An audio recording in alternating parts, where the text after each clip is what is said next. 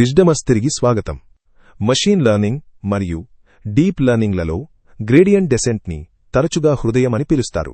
ఎందుకంటే models data నుండి నేర్చుకోవడానికి ఇది ఒక ప్రధాన ఇంజిన్ లాంటిది. ఇది ఎలా పనిచేస్తుంది అనే మెకానిక్స్లోకి వెళ్లే ముందు అసలు ఆధునిక ఏఐకి ఇది ఎందుకు అంత అవసరమో మనం మొదట అర్థం చేసుకోవాలి. ఈ వీడియోలో మనం ఎందుకు అనే విషయాన్ని తెలుసుకుందాం. తద్వారా మన తదుపరి డీప్ డైవ్ లో ఎలా అనే దానిపై దృష్టి పెట్టవచ్చు. పదండి మొదలు పెడదాం. ఈ non linear function y = x-1 squared ని ఒకసారి చూడండి. మన మషీన్ లెర్నింగ్ మరియు డీప్ లెర్నింగ్ అల్గోరిథమ్స్ ఎప్పుడూ ఫంక్షన్ యొక్క మినిమం పాయింట్ని ఐడెంటిఫై చేయాలని అనుకుంటాయి. ఏ x వాల్యూ దగ్గర y మినిమం అవుతుంది?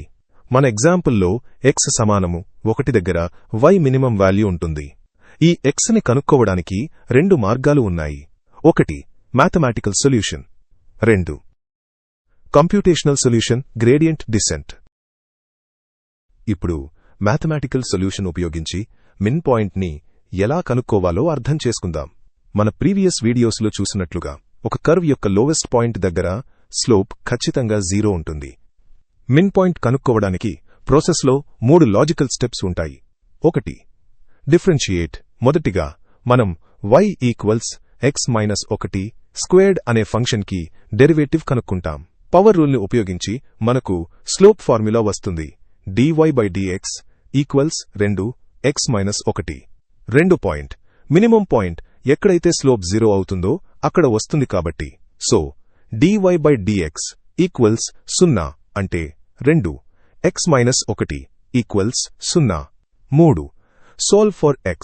ఈ లీనియర్ ఈక్వేషన్ని సాల్వ్ చేయటం ద్వారా మనకు x = 1 వస్తుంది. తిరిగి వద్దాం. మనం సింపుల్ ఫంక్షన్స్ యొక్క మినిమంని డైరెక్ట్ మ్యాథమెటికల్ డెరివేషన్ ఉపయోగించి కనుక్కోవచ్చు. అయితే గ్రేడియంట్ డెసెంట్ లాంటి కంప్యూటేషనల్ ఆల్టర్నేటివ్ మనకు ఎందుకు అవసరం? ఒక కంపారిటివ్ ఎగ్జాంపుల్ని ఎక్స్ప్లోర్ చేద్దాం. Let's maintain our focus as we transition to the core objective of this lesson.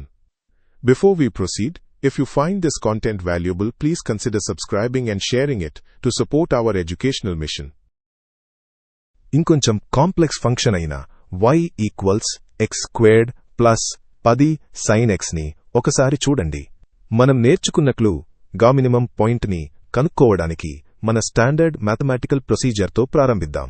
1 differentiate. మనం డెరివేటివ్ని కనుక్కుంటాం. ఇది మనకు స్లోప్ ఫార్ములాని ఇస్తుంది. dy/dx = 2x + 10 cosine x. 2 point equate to 0. Curve యొక్క బాటమ్ని కనుక్కోవడానికి మనం స్లోప్ని 0కి ఈక్వేట్ చేస్తాం. 2x + 10 cosine x = 0. ఇప్పుడు ఒక్క నిమిషం ఆగి ఆ ఈక్వేషన్ని చూడండి. మనం xని ఎలా సాల్వ్ చేస్తాం? మీరు టర్మ్స్ని అటు ఇటు మార్చడానికి ప్రయత్నిస్తే x అనేది ట్రిగోనోమెట్రిక్ ఫంక్షన్ లోపల మరియు వెలుపల రెండు చోట్ల ఉండిపోతుందని గమనిస్తారు. దీనినే మనం బేసిక్ ఆల్జీబ్రాలో ఒక అన్సాల్వబుల్ ఈక్వేషన్ అంటాము. మనం కేవలం పెన్ మరియు పేపర్తో దీనిని క్యాల్కులేట్ చేయలేము. ఎందుకంటే మషీన్ లెర్నింగ్ మరియు డీప్ లెర్నింగ్ డీల్ చేసే ఫంక్షన్స్ పెన్ అండ్ పేపర్ మ్యాథ్తో సాల్వ్ చేయడానికి చాలా కాంప్లెక్స్గా ఉంటాయి. కాబట్టి మినిమం పాయింట్ని కనుక్కోవడానికి గ్రేడియంట్ డెసెంట్ అనేది మనం ఉపయోగించే ఒక కంప్యూటేషనల్ ఇంజిన్.